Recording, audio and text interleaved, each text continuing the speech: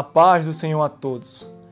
No próximo domingo, nós estaremos estudando a nossa segunda lição deste trimestre, que tem como título Para ouvir e anunciar a palavra de Deus. Eu vos convido a estar na praia, com o vento no rosto, ouvindo as palavras de Cristo, onde Ele está no barco. Esse é o cenário da parábola que nós vamos estudar hoje. É nesse cenário que Ele nos instiga a trabalharmos um bom solo, a sermos um bom solo. A parábola é a parábola do semeador. Nossa lição, como sempre, é dividida em 3 tópicos. E nesses 3 tópicos nós vamos analisar a introdução, nós vamos analisar também como a interpretação deve ser feita, que tipo de solo é infrutífero, que tipo de solo é bom, a necessidade de nós estarmos nos aprofundando na palavra de Deus.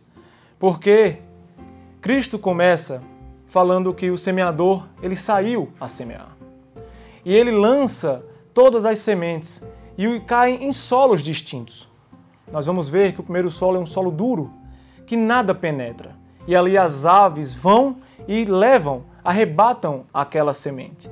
Logo após isso, Cristo nos mostra um terreno que ele tem pouca areia, pedregoso, e ali a raiz até cresce, mas ela não tem raiz em si mesma. Então, quando começam a vir as preocupações e as tribulações, aquela plantinha, ela é mastigada, ela morre ali. Depois nós vamos chegar no solo espinhoso, que também ouve a palavra, pega aquela semente e ela cresce. Mas aí quando essa semente cresce e encosta nos espinhos, ela é sufocada e também chega a morrer.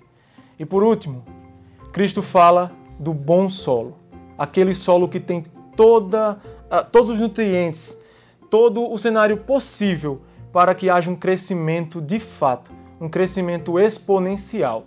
Percebemos que quando Cristo explica a parábola, ele mostra a reação de cada pessoa ao Evangelho, visto que o semeador tanto pode ser ele, como vamos ver na parábola do joio e do trigo, como pode ser a igreja ou cada um de nós semeando a palavra de Deus. E é interessante nós entendermos isso, porque se nós não entendermos essa primeira parábola, como nós vamos entender as demais? Cristo estava preocupado não só com os apóstolos ali, mas com toda a sua igreja. Ele mostra a reação de cada pessoa. Que tipo de solo você tem sido? Será que nós temos nos preocupado mais com as preocupações do dia a dia? Todo mundo tem contas a pagar, preocupações, escolas. E o mundo em que nós vivemos, ele está indo à destruição. A grande questão é se o nosso solo é frutífero, se o nosso solo é propício à mensagem. Se em todas as nossas reuniões eclesiásticas nós temos vivido de fato aquilo que ouvimos. Até porque Cristo fala, ouvi, e na cabeça de um judeu, quando ele ouvia, ele praticava. Devemos entender também que a grande questão para um judeu era colocar a parábola em prática. Quando ele via que aquele ensino naquela história servia para ele, ele tinha que tomar uma decisão. E aquela decisão iria tirá-lo do muro. Por isso que tantas pessoas ouviam o Evangelho e muitas permaneciam com Cristo e muitas iam embora. Por fim, nós vamos ver que o bom solo, a terra boa, Cristo chega, a sua palavra penetra. E aquela palavra não só enraiza no solo, mas dá fruto. Aquela pessoa que antes era ímpia, era uma pessoa cega, uma pessoa morta, ela passa a ter vida, e vida em abundância. E este tipo de vida é a vida que Cristo quer para todas as pessoas. Não é à toa que nós temos a obrigação, nós somos compelidos a estarmos pregando o Evangelho.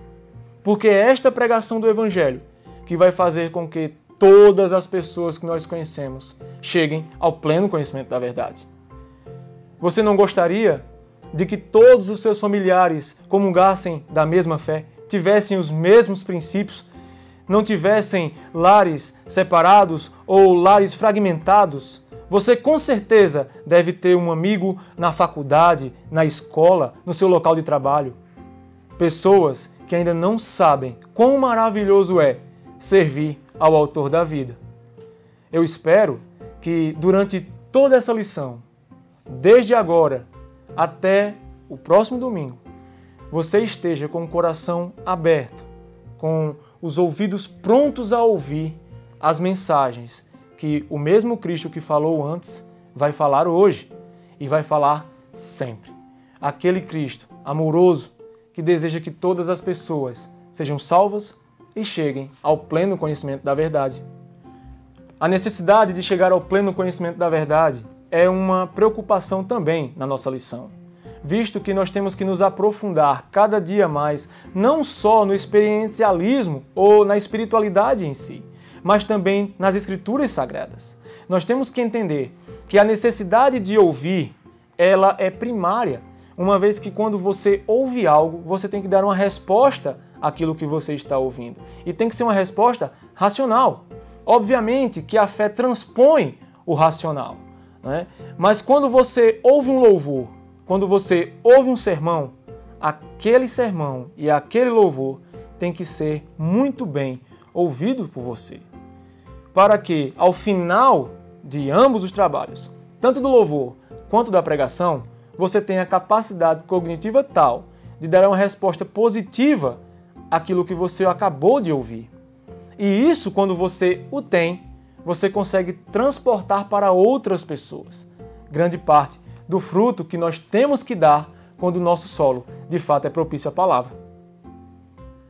Cada dia, nós vemos pessoas e mais pessoas adentrando no meio evangélico. Muitas delas não sabem nem o que estão cantando ou o que estão ouvindo. Muitas nem se lembram o que foi pregado no culto anterior. E isso é uma falha nossa como cristãos. Porque quando Cristo falava àquelas pessoas, elas prestavam atenção naquilo. Não é à toa que após ouvir, elas tomavam de fato uma decisão sincera, ou para ir embora, ou para ficar ao lado de Cristo. Porque elas entendiam o que de fato Cristo tinha para lhes trazer. Muitas pessoas não querem nem ouvir o Evangelho. Com certeza você já ouviu, ou já conhece, ou já conheceu pessoas assim, que quando você vai falar de Cristo, ela simplesmente não quer saber. O solo duro.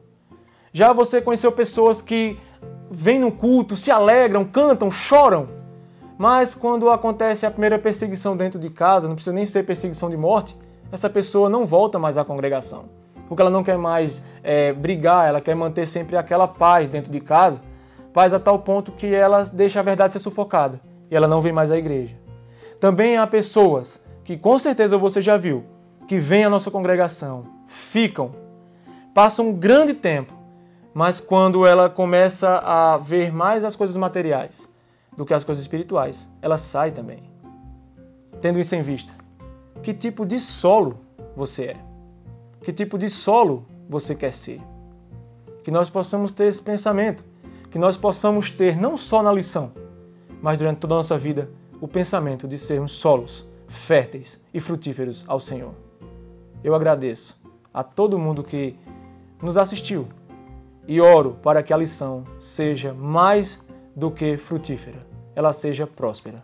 Amém.